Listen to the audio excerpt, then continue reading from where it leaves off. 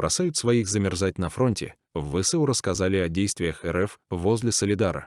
Продвижение оккупантов со стороны Солидара действительно может ударить по восточному флангу обороны Бахмута, но ВСУ говорят, что достаточно сильно там закрепились. Бойцы ВСУ рассказали о боях с оккупантами, которые продолжают жертвовать своими людьми в попытке взять бахмутский участок фронта под свой контроль. Россияне даже не забирают тела погибших и раненых с поля боя, а оставляют их там замерзать.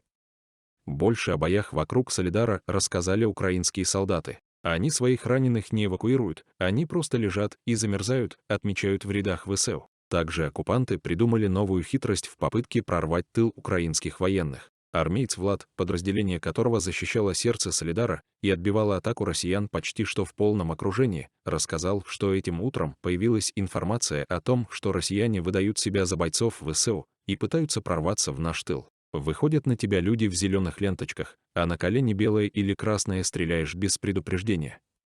Белые — это обычные их чмобики, званые зеки и тому подобное, рассказал он. Другие военные говорят, что на этом направлении есть порядка 20 тысяч бойцов ЧВК Вагнера.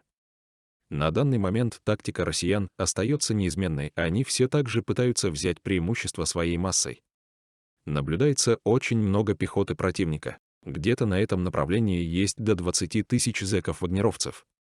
Близкий стрелковый бой из гранатометов и пулеметов, поддержка артиллерии, поддержка танка. Если они могут, вскрывают линию огня нашу, потом работает танк, миномет. И дальше так продавливают массой, поделился один из украинских защитников. Сейчас бои на этом направлении перекинулись на юг от Бахмута, главного города этого участка фронта. Там россияне пытаются идти на штурм волнами. Когда одна волна падает от удара ВСУ, сразу же наступает следующая. Тысячи тел российских солдат так и остаются на поле боя. Армейцы считают, что продвижение оккупантов со стороны Солидара действительно может ударить по восточному флангу обороны Бахмута и пододвинуть линию фронта к городу.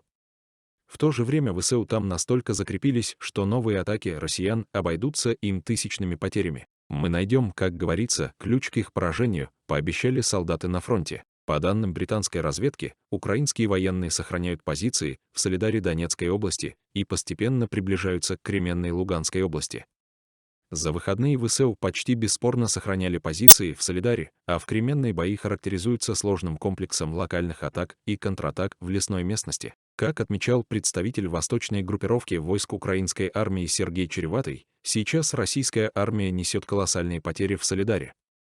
Он подтвердил, что россияне идут по трупам своих же, пытаясь штурмовать город. В свою очередь глава АПО Андрей Ермак сравнил бои между украинской армией и российскими оккупантами за Солидар и Бахмут Донецкой области с Верденской мясорубкой из-за колоссальных человеческих жертв, которые наблюдаются со стороны агрессора.